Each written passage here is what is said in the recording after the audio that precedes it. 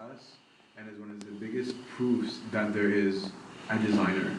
Because on a chemical level, it really doesn't make sense that man has any of this and that no other creatures have it.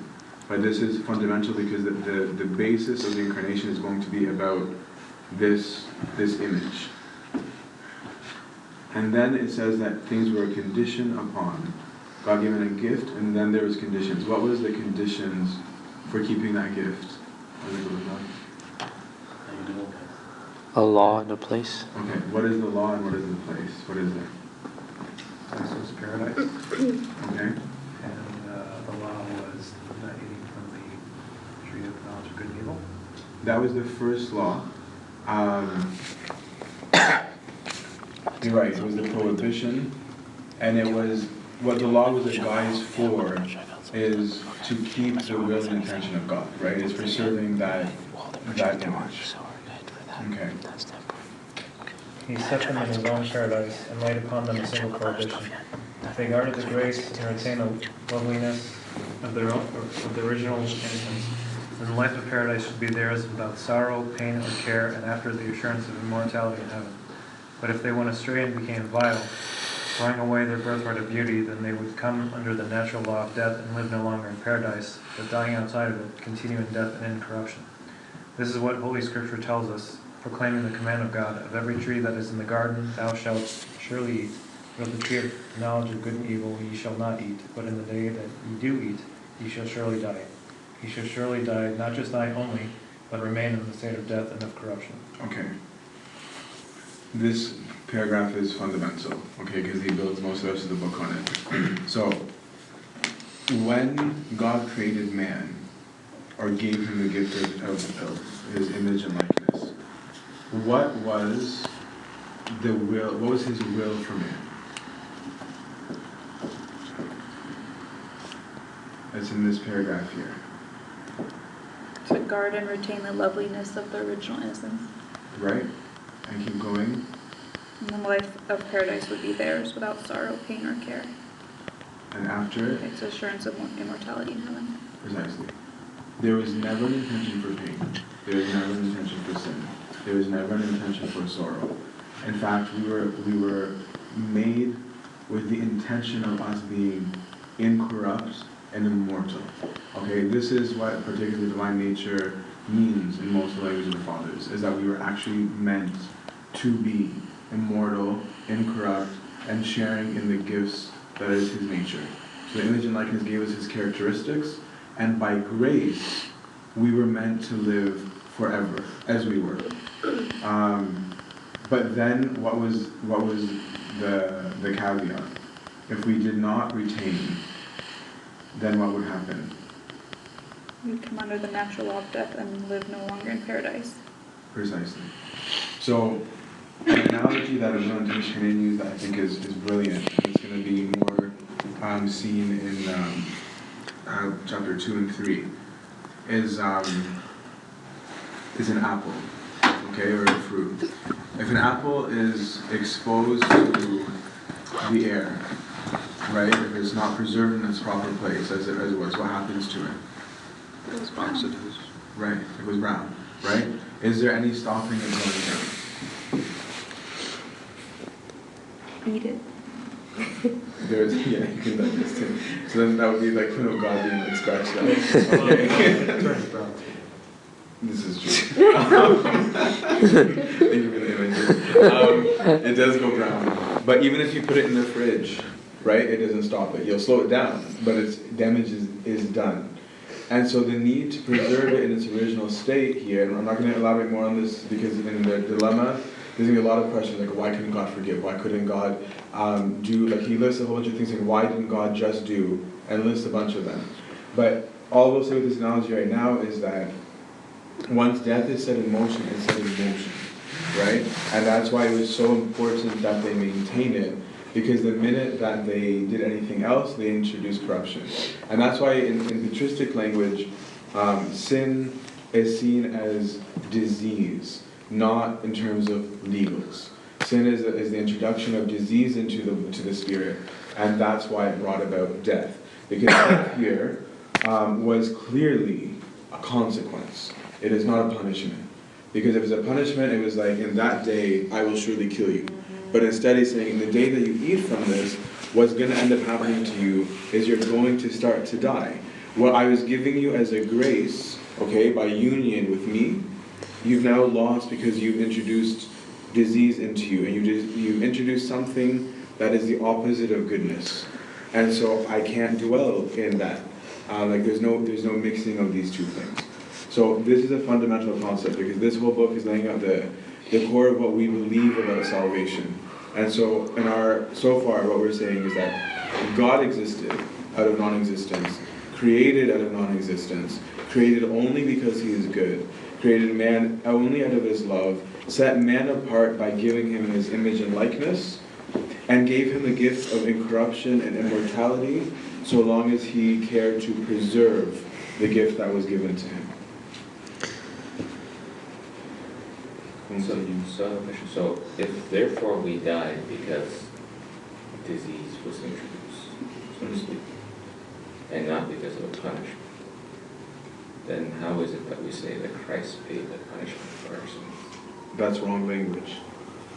We shouldn't be saying that God paid punishment. We say that God gave himself as a ransom unto death, which reigned over us. Right. But it's not God was punished because we were supposed to be punished. That's very Western language for theology, and that's why I'm trying to set the groundwork very clearly that this is not the language of the fathers. Is it really Western? Right? Yeah. They have what they call penal substitution theory. What about Isaiah 53, I think, right? Where he was wounded for our transgression. Yeah. Yeah, wounded. It was not he was punished because we were to be punished. Well, he was wounded for our transgression. Okay. So what did he do then on the cross? That's what this whole book is about. That's going to be chapter 4. We'll get there. Chapter 4 is all about what was the cross about, what was the death all about. But that's why I'm like, we need to see what they're saying and apply that to our thought, instead of taking our thought and applying it to the Fathers. Because when we look at their language, they don't speak that way. They don't speak about, and that's why I keep on repeating over and over, it's not about an angry God. Because when you read what he's saying, when you read what Cyril is saying, when you read what any of these apostolic fathers are saying, it's not in their vocabulary. It's, no, we have a good God who wanted this, and incarnation is about restoration and renewal, and death is paying a debt, but this debt is not to the Father, and the debt is not to the devil. The debt is to death, because what took over us was death. But we'll get to that in either chapter 4 or 5, I'm pretty sure it's 4. I'm just thinking out loud. No problem. What if there was a different consequence? Would the outcome would have been the same? Like, I don't know.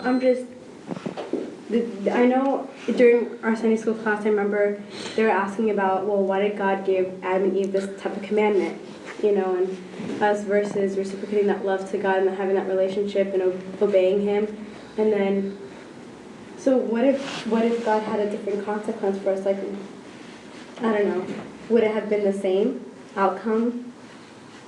I'm not sure I understand the question. Like, it wasn't death as a, like, for the sake that God had to come down and be incarnated to save us. Could it just have been, I don't know, something else, some different consequence so that... Well, that's what the book gets into later. Yeah, I don't know. Yeah, he will get into that in chapter 2. Okay. Okay. No, well, remember for next week, because in chapter 2, he does talk about that. Okay. Okay. Because I get what the purpose behind the commandment was, but then I thought, well, what about the consequence? Could it been a different consequence? The consequence, you mean death? Yeah. Something else other than instead of then Christ, coming to save us, like, and then that's what you said. Why couldn't it be the Father or the Spirit instead of like why does it have to be Son of God to come down and save us? So I guess that's going to be covered later on. But I mean, if the consequence is not a punishment per se, then it's not something that God gave man, right? It's just a consequence of the sin. Right? Punishment for the crime. It's Well, not, it's not. punishing them, so It's not really a punishment. It's not, yeah, it's not punishment. I think, yeah. What he's saying is, he said, look, if you eat from this tree, surely you will die. And then, so it's just like, this is the consequence. It's not what I'm going to impose on you. This is what happens. And they ate from the tree, and then surely they died. In that, not they died immediately, but they were subject to the nature of corruption and death, right? And then later on, I mean, just summarizing, Christ came down and he trampled death by death, right? So we're subject to death. Christ died to trample death by death. So it's like death, death, death, right? We're subject to death. He dies and he tramples death. And from this chapter, right, like to address it partially, is that man is not by nature immortal, right? Man is by nature immortal, but graced with immortality, right? So man is a created being. So the natural way of man is death. And that's what Antonio says in this next paragraph, he says it. So the natural way would be that he should have died because he's a created thing, right? The immortality and incorruption were gifts, like they're graces, that come from this unity with God. And so that is the reason why they were going to live forever. So they were not by nature immortal, and God took it away. It was that by not preserving this relationship, they severed themselves from life, which is a different concept. Make sense? Yeah, it's actually clear that you, yeah. Okay.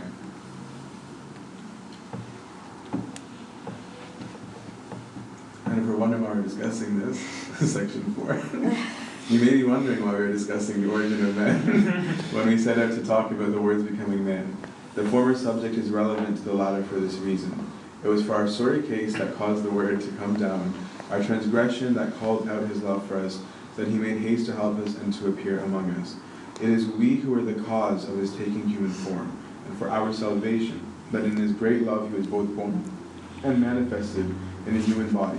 For God had made man thus, that is, an embodied spirit, and had willed that he should remain in corruption. So he's making it very clear. His desire was that man should be incorrupt.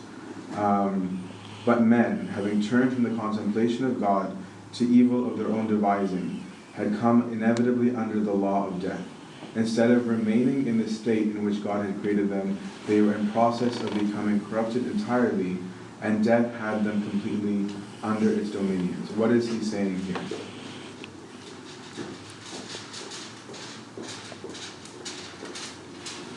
He's giving the reason for the incarnation. Right, which is what? Again, what's the language used here? Man, Having turn completely of their own devising. Okay. And then what does he say it was for what reason that caused the worship of God? Our transgression called out his what? His love for us, so he made haste to help us and appear among us. Right. Again, the language is very positive, right? It is, we suck, but that pulled out of God his love, right? Like it was, yes, we fell short, but that pulled God out for our sorry lot, is what Mrs. Tommy is actually like joking. But again, there's no angry speech here. There's no speech of the wrath of God. The language is about a fallen image, a lost gift, the dominion of death, which is what these are all expressions, if you pay attention to liturgy, that we're using. Our liturgy is all about the economy. We say, and death, which had dominion over us, right? That's part of what we say. And we say, you formed man in, O God, the great, the eternal, who formed man in corruption. And death, which entered into the world. It was not a creation of yours. Through thee and the devil, you have destroyed by your life-giving manifestation, right? That's all based on the same language. This is working itself into liturgy. Okay, so continue for the transgression, For the transgression of the commandment was making them turn back again according to their nature. And as they had at the beginning come into being out of non-existence, so were they now on the way to returning through corruption to non-existence again. This is a very important concept. What is he saying happens to people who do not remain in unity with God? They return to non-existence. Yes. You become what? You become an animal, right? Because what differentiated man from the rest of the creatures was the image and likeness. So if you deny this image and likeness of God, it makes a man behave more like an animal. continue. Where's the animal part? I'm saying that as a meditation, that he returns to non-existence, to what he was before, what he didn't have by grace. Because they were saying... Basically he dies. Non-existence means he dies, right? Right, which is our natural state. But our natural state was dust, which is what the animals also are. And he's going to clarify here, because the presence and love of the Word had called them into being. Inevitably, therefore, when they lost the knowledge of God, they lost existence with it. For it is God alone who exists. Evil is non-being, the negotiation and antithesis of good. the negation, sorry. Oh, negation. Okay. So then what is death here? The absence of death. Right, but it says God alone who exists, evil is, yes. So death is essentially being outside of God. Okay, now the lack of knowledge of God is what brings a person to death. By nature, of course, man is mortal, since he was made from nothing. But he bears also the likeness of him who is, and if he preserves that likeness through constant contemplation, then his nature is deprived of its power, and he remains incorrupt. Okay, that's a very important sentence. What does that mean? Likeness through constant contemplation. If he preserves that likeness through constant contemplation, his nature is deprived of its power and he remains incorrupt. So we were made in the image of God, Mm-hmm. and we were set to grow in His likeness, or to restore the likeness in us, right? Yes. And through contemplation, there's that restoration process, that theosis process, to become more and more like God, and that's what brings us to incorruption. Precisely. So contemplation is a term used very often in the Fathers and in the Desert Fathers. The Greek word doesn't translate to English very well, but contemplation here is not just about thinking and meditating. It is about a philosophy. It's a knowledge, and it's not divorced from the action that goes with it. This word could actually be replaced with spiritual life, as opposed to having just the word contemplation. But by active attention to the Spirit, then our nature is overcome by Him. We become more like Him. We become more and more like that image. This is the reason why a person who doesn't have a strong spiritual life is like, yeah, whatever I prayed, I stood up there, I felt nothing, I was talking to the walls, right? I was doing whatever. Is that there is a process, right? And that if we have to learn first to overcome our animalistic behavior, the passions of the flesh. That's the starting point. You're not going to wake up one morning and suddenly be having visions. But like as we start moving beyond that we start to first kill off the sins of the flesh, or first to slay the passions, then we start to look at acquiring virtue. And as we acquire virtue, which is to be more like God, we grow and spiritual knowledge increases. That's why when you read these stories of all these elders, they had visions, they heard the voice of God, they see all these things. Those things still very much exist. But we tend to not care as much to pursue them. But Athanasius didn't come out of the womb seeing visions. Neither did Arsenius, neither did any of these saints. But these people that as they live a life according to the Spirit, according to the image and likeness, that is when we receive the gifts of the Spirit that are more gifts of His characteristics. So it is affirmed. So it is affirmed in wisdom, the keeping of His laws is assurance of incorruption. And being incorrupt, He would be henceforth as God, and Holy Scripture says, I have said, you are gods and sons of the highest, all of you, but you die as men and fall as one of the princes. Yes. So we are gods, is what the Psalm says, what Athanasius is affirming. What Christ says even in His ministry here, minds them. He says, have I not said? Like that you are gods. But not in my nature. We are sons of God by adoption. Right? And so because we are His creation, because we receive this impress, whatever we are, any human being that has offspring, any creature that has offspring, genetically speaking, the offspring is an image of the parents in some way. It has the characteristics, it shares the DNA, right? And so because we are sons of God, that is why we are called gods, because we are heirs. But it's not God by nature. Go for it. Sorry, completely lost where we were at. Section 5. This then was the plight of man. God had not only made them out of nothing, but had also graciously bestowed on them his own life by the grace of the word. Then turning from eternal things to things corruptible, by counsel of the devil, they had become the cause of their own corruption in death. Okay, sorry, stop there again. Reread just that sentence. Then, what is he saying very clearly? Then, Discussed earlier. then turning from the eternal things to things corruptible, by the counsel of the devil, they had become the cause of their own corruption in death. Right. He's reaffirming this was not God coming in saying, I want you to die.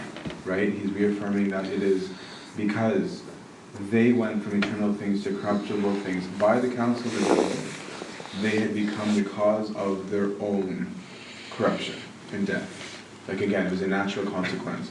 And this is the line also that we say in the liturgy, through the envy of the devil. It was the counsel of the devil that came in. Continue, sorry. For as I said before, though they were by nature subject to corruption, the grace of their union with the Word made them capable of escaping from the natural law, provided that they retained the beauty of innocence with which they were created. That is to say, the presence of the Word with them shielded them even from natural corruption, as also wisdom says, God created man for incorruption, and as an image of his own eternity, but by the envy of the devil, death entered into the world. So where is that? That verse that he's quoting? Yeah, it's in the Deuterocanonical books. But it's a very deep statement, because it's saying very clearly, and this is what the church canonizes as scripture, that God made man to be incorrupt as an image of his own eternity. And that by living in the grace of the image and likeness, by choosing to intentionally live according to the Spirit, we were able to be above nature. Because he's emphasizing, no, which is exactly what you were asking earlier, by nature, man is mortal, period. But there's this gift of immortality that has a condition. When this happened, Monica. When this happened, men began to die, and corruption ran riot among them and held sway over them to an even more than natural degree, because it was the penalty of which God had forewarned them for transgressing the commandment. Indeed, they had in their sinning surpassed all limits, for having invented wickedness in the beginning and so involved themselves in death and corruption, they had gone on gradually from bad to worse, not stopping at any one kind of evil, but continually, as with insatiable appetite, devising new kinds of sins. Adulteries and thefts were everywhere, murder and rapine filled with earth. Law was disregarded, and corruption and injustice. All kinds of iniquities were perpetrated by all, both singly and in common. Cities were warring with cities, nations were rising against nations, and the whole earth was rent with factions and battles, while each strove to outdo the other in wickedness. Even crimes contrary to nature were not unknown, but as the martyr apostle of Christ says, their women changed the natural use into that which is against nature, and the men also, leaving the natural use of the woman, flamed out in lust towards each other, perpetrating some shameless acts with their own sex and receiving their own persons that the due recompense of their pervertedness. Okay, so what is he really worked up about here? Homosexuality. Right, and not just homosexuality. He's talking about how sin has led to progressed, sin, right? And that all sin is an abomination of naturality, right? That's what he's trying to establish, is that God made a natural world, and he made it to be perfect. He made it to be without pain. He made it without suffering. But that all forms of sin are things that are against that perfection, right? It's against nature to sin. We started turning nature into something sinful instead of the opposite, where things were good and we corrupted it. And then he even goes on to say homosexuality, especially when there are people today who are saying that, no, we're misinterpreting it. These people are reading the original language, and it's very clear what the understanding of it in Scripture was. But he was like, it didn't even stop against just even normal, evil. It was like that you even took what was a natural thing in you, like sexuality, and perverted that. Like, he was like, this is what people did. But as a sum up then for the big picture, then we've already kind of reiterated multiple times on God being good, why he created, and the image and the fall. But then why do you think we need to talk about this in order to understand God becoming man?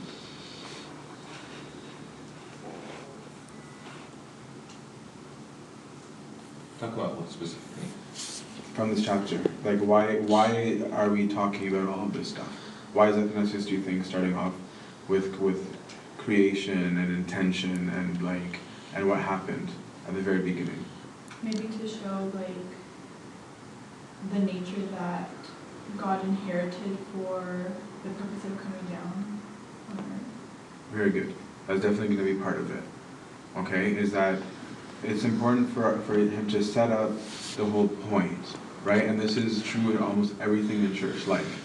Is almost every issue we have can come back to Genesis 1 through 3, like is creation and the fall, because this is the point of who we are. When people make things, there's a purpose, right? We don't make things at random. We don't just talk about some of the other talks. You don't just cut wood and throw it and be like, I cut wood, right? Like it's like, no, I cut wood to be firewood. I cut wood to make a table. I cut wood to do something.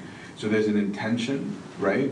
And there's a cause, and that there's a problem. That's the reason for this chapter, to say, there is a creator. He made stuff. He made it on purpose. He made it to be something. It broke. Okay, so then it's like, okay, so that chapter 2 and 3 is going to be, so how do we fix it? Okay, like it messed up, but what do we do now? And so he's going to have to go into that. Do we kill it? Right? Do we just annihilate it? Do we just need to forgive it? Is it an issue of forgiveness? Is it an issue of something bigger than that? Like those are what he addresses in chapter 2 and 3. What do we do about this problem? Any questions or comments? I have a question. Okay. Why create the tree of wisdom in the first place? Very good. Actually, I heard a sermon that like God wanted humans to exercise their free will, but I don't know. To me, that's not convincing enough because there are other ways to exercise free will between death and I guess it was an ultimatum between death and love. Is that it? it is, and you're saying all the right things. It's just how to link them. So definitely, the tree is free will. Okay, but there's a few things you have to understand. One is that God made for no reason other than goodness, right? What he desired with man was a relationship. If you're going to have a relationship of love, you have to have the choice. You can't ever say you love someone if you are compelled to love the person. So like if you have a bunch of conditions on how to love them, that's not real love, right? Because you're bound by 500 million different rules. What the fathers say, actually, is that there was possibly going to be a time where we were allowed to eat from the tree. So he didn't make a tree that was intrinsically evil. So the issue is not like, this is a bad tree, don't touch it. But in the same way that you don't go up to a 6-year-old and say, here, take the keys of the car, you can go, right? It's not because the car is evil. It's not because driving is evil. It's that there's a right time when you progress through certain things, where you come to certain knowledge and you know how to control yourself, you know how to process multiple stimuli at the same time. Then we can trust you with this key, and even then I want to train you, right? That was what the tree was for. So the tree was a choice, so that there would be an existent choice. Whether it's a tree or something else, there had to be choice. Even the angels were given choice. Because it was like, no, I create out of love. And love is not slavery. And that's why even when Christ comes, he says, I don't call you servants. I call you my brothers. I call you my friends. Because it has to be a love that's returned back. That's the language of the fathers. So the tree was there as a choice, but there was also going to be a time where there was permission to eat from it as well. So it wasn't put there as like, I'm going to create something bad that once you eat from, this happens.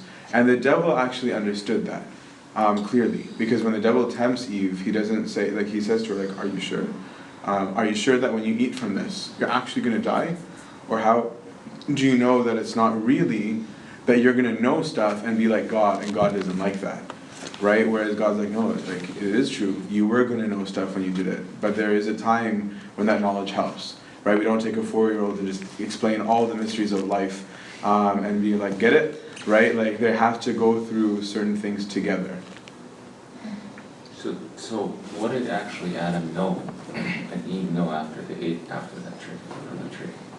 we don't know everything that they knew. I would say it's almost like infancy, right? Like look at a baby, like the first thing they got was self-awareness. A baby is not self-conscious that the whole world sees the baby naked, right? Like it's not sitting there being like, someone cover me up, right? Like for years they have no problem with it.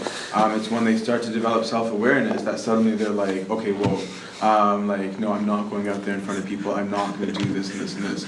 So we don't know how much knowledge they acquired, but it was also clear that God wasn't angry. Like he didn't kill them, and he continued to work with them, right? Like he still continued to be with them. He's like, no, there are definitely consequences now that like have been set in motion, but I'm still with you. I will still teach you. That's why like he still walks with them. He still deals with Cain and Abel. Even Cain, when he messes up, he doesn't be like, okay, you're gonna die. Cain thought that was what was gonna happen, and then God surprised him by being more merciful than he was. He's like, no, actually, I wasn't gonna do that. But if that's what you want, no problem. And like, if you're worried about your life, I'll protect it. So like, he was like, no, you guys, like, let me teach you. And that's why we won't talk about this in this book, but the purpose of the law, right? Because like, this begs the question of then what do we do? Was that we said that image and likeness is what we were supposed to maintain and what we were supposed to keep. So God kept on trying to speak to them about that, being like, as much as possible, be what you were created to be. And then when they kept on messing up, then he gave it to them in writing. He was like, here's the law, right? And then the law was to point them to the image and likeness again, of being like, this is perfection. This is what you're supposed to be, that you've forgotten. And the sequence goes on. But how much they knew in that very first day, no idea. I'm curious, if the serpent wasn't there, can God, I'm just thinking out loud again, I might not be making sense, but if God would have kicked out the serpent from the Garden of Eden, would they have maybe fallen to sin? And quite possibly. Right? And then, I mean, I get the whole, like, why the tree was there. I get it. And I understand the whole consequence thing and corruption and all that. But, I mean, and then I guess I'm thinking about it, well, if he were to forgive us and continue living in the Garden of Eden, we would somehow again fall into sin, and then eventually, like... No, that's not the issue. That's what you in chapter 2 and 3. Because Athanasius is going to ask, why couldn't he just forgive? Right. Like, because like if it's a matter of just like you made a mistake, I forgive you, khalas. But then the thing is, it's not like that's the end of that. They're probably going to sin again, and so it's like this cycle. So might as well just stop it from the get-go and then have... No, I want to save it for next week, because the issue is not, oh, but they were just going to do it again. Like, because then he's punishing us in advance for something we didn't do. But the issue is, again, it's going to come back to what we're saying today, is what man is by nature. Man by nature is mortal. Man by nature is not incorrupt. But there's a reason why it was not a matter of forgiveness. Because God had no problem forgiving, clearly. If he was already willing to die, then clearly it's not like he's not like willing to forgive. It's more because of what we're going to see has been set in motion as a consequence that has to be dealt with. It's like maybe you eat poison, you die, right? If like the father could warn his son, don't eat from this because it's poisonous. Yeah. Right, and then the son eats, and now he's just gonna save him, right? I mean, it's not that he's mad at him; he just needs to save him from the poison. Right? Yes, that's a very good analogy, actually. Mm-hmm. But now the question is, like, since you brought it up with the serpent, then what was the serpent doing there? And why did God allow that serpent to be there? Why is the Could serpent he there? have just kicked him out and saved us all from I mean, falling into a loving father would protect his child or children from anything that could possibly... But why is the devil on the earth? Well, then... Why is the devil on the earth? Because he's also fallen out of his free will. This is right, but then and why is he specifically on the earth? Keep going with that. Because he's the prince of this world. Well, I guess this was in the Garden of Eden before, but... He was already there. That's the Garden issue. of Eden was already on The Earth. devil was not placed in the garden. The devil was not sent there. So, angels... Yeah, but God could have protected man from the influence. Now, I guess this is where it comes down to just free will and the test Well, of then our exactly, free will, yeah, right? it comes down to free will instead of... Yeah, but the angels, what we need to understand is that angels pre-existed man. Yeah. And angels were not responsible to just stand in heaven with trumpets and sing random songs. So there are angels who are responsible for nature. There are angels that are responsible for man. That's the guardian angel came from. right? And if you look throughout Scripture, that's what they're called, the ministering spirits, the serving spirits. So when the angels had their choice, because they were given the choice as well, some chose with him, some chose against. Those that fell retained their rank and their ability. So I mean, God didn't even punish them. Like God was like, okay, now since you chose this, you're no longer able to do whatever you're doing. No, because they had a different nature than ours. So they maintained their nature. So there was already angels on the earth. So those who are on the earth that already fell are still on the earth. And so that's why there's a devil in the garden, is that there's already people, or it's not people, angels all over. Some had fallen, some had not. And so they ran into one who's just like, okay, what do you think of this and this and this and this and this? So the devil wasn't placed there. The devil didn't ask permission to go in there and say, I want to do this to Adam and Eve, what do you think? That was not how it happened. It was that the devils, or that these fallen angels, already roamed the earth. And so wherever they were. And they could interact with people just like good angels could as well. So you'll see these stories of like Ismail in the Deuterocanonical that sees Archangel Raphael, Tobit, right? You'll see all the other people who will have seen spirits, right? Whether they're good or bad, the angels, fallen or good or fallen, still had interactions with man. Yeah, That's what the devil is I mean, doing. the thing is, if we hold to the analogy that God is a loving Father, and he's not punishing, and this was a consequence of a bad action or a bad decision, right? Mm-hmm. We could also argue that a good loving father, right, would protect his children from something that would hurt them. But you're forgetting that the devil is his creation too, not as a devil, right, but that he loves him as well. So if you are a father with children, okay, and you have one kid that's really, really bad, and you have another kid that's really, really good, are you going to say that I want to make sure that his brother never knows he has another brother? And are you going to kick out the other brother and erase the memory of his existence? So we have to remember that God's love is beyond ours. But does God love the devil? Yes. Then why is he going to cast him? I mean, he's already doomed him. We don't know what he's doing with him or how he's doing it. We have figurative language. But we know. And just like you can love your kid and punish him. But we know that the devil is going to suffer eternal punishment. I mean, he's done. Sure. But you can also punish your son and love him. So the nature of God's punishment and the nature of God's love, we won't understand. It's interesting. I've never heard anyone say that God loves the devil before. Is this The fathers have, the fathers really say that? fathers have said that. There are some that says that he's the only one okay for us to hate as humans, okay? But there are definitely some that said, how could God not love the creation that he has made?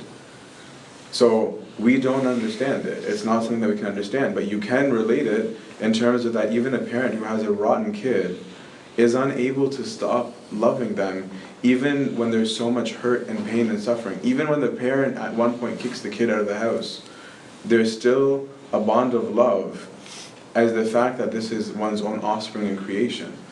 Like there's a love of what this thing was meant to be. Even if he's totally destroyed, even if he's become totally alien, there's still a love even of the remembrance of who this person was, who it was like as an infant. So I'm not going to meditate on it deeper because it is a realm that no one can speak authoritatively on. We don't get it, period. Right? Like when it comes to the theology of hell and suffering and demonology, we know very, very, very little. Even if the fathers said stuff. Because what we also in the Orthodox Church are very adherent to is where the fathers are not unanimous, we don't have dogma. Right? So even if there are some fathers who say that God loves the devil, there might be another father who says he does not. Because there is not consensus, we do not declare any of them as dogma. Right? So like even if I prefer this meditation of some of the fathers, doesn't make it the authoritative one. To me, it's more rational. That's why I go with it, because it does make sense to me that a father who has two sons does love both. In the same way that if you look at the parable of the prodigal son, right? The younger son, on the day of his feast, loves the dad. The older son hates him. And the father didn't even do anything mean. The same act of love made one of them love the father, and the other one despise him. If you took that dad and those two sons and put them in the same room that night, they would hate him. One hates him, one loves him. It's completely bizarre. But it was an act of love that evoked both extremes. And yet, the father is good, but the problem is in the kids. So what the devil did, he rebelled. The devil despised something. One of the things the fathers say is a possibility is that the test of the angels actually was that he presented to the angels his plan for mankind. That this was unique of his creation, that he was putting his image and likeness in him, and that the devil despised that. And that Lucifer in particular looked at it and said, what are you doing? Because Lucifer was the highest of creation. He was above the angels, above the cherubim, above the archangels. Lucifer was special. He was the luminous one. And so to Lucifer in particular, it disgusted him that God was going to give this creature, like this earthly thing that was from the earth, his very own image and likeness. And that he said, I refuse this. Again, this is obviously can't be proven, but this is what was proposed by the fathers. And that Lucifer looked at this and said, no. And so God said, okay, then see you later. And anybody who feels the way that he does is also free to go. And that was the test of the angels. Whether this is the reality of it, none of us can say for certain. But this is what they passed down. It's all very difficult stuff, to be honest. Very, very difficult, because it's not clear what happened or why. But that's why what is always perpetually repeated is, if you can take nothing else, God is love, had no reason to create, did create, wanted us to be incorrupt and immortal, and this is all clear biblically, right? And that this was his wish for us, and that as a consequence of not, this is what happened. How he's dealing with it all, no idea. Go for it. Did God create knowing that he would later have to come down? Yes. That is why Isaac the Syrian says something beautiful when he discusses the problem of the tree. Is he's like, instead of, like, after that whole discussion we just had, instead of meditating on why did he put the tree there and people are going to be messed up, he was like, you should meditate on the fact that putting the tree there was his knowing he's going to die. So it's like, meditate instead on the definitive and sure love of God from the moment that tree was put there. That he knew what we would really do, and that it would necessitate his incarnation.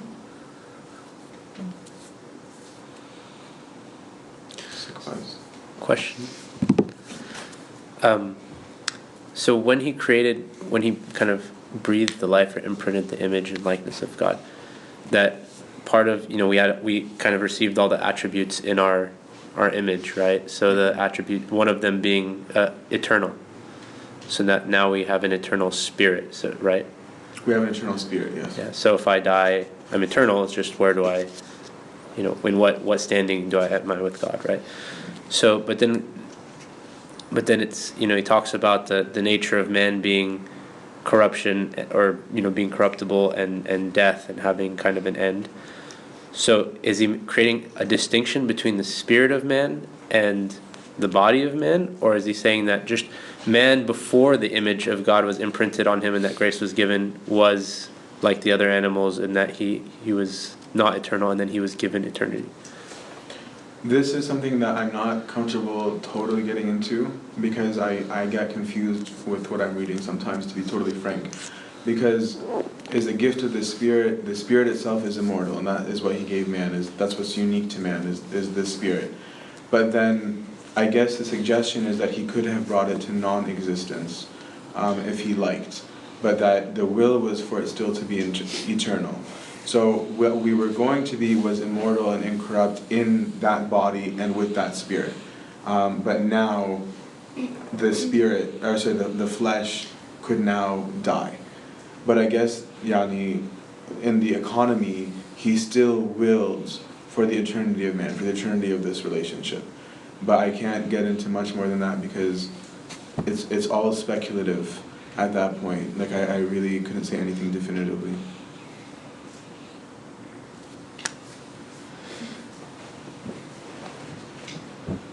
Sweet. So then for next week, we can read chapter 2 and 3, which is the divine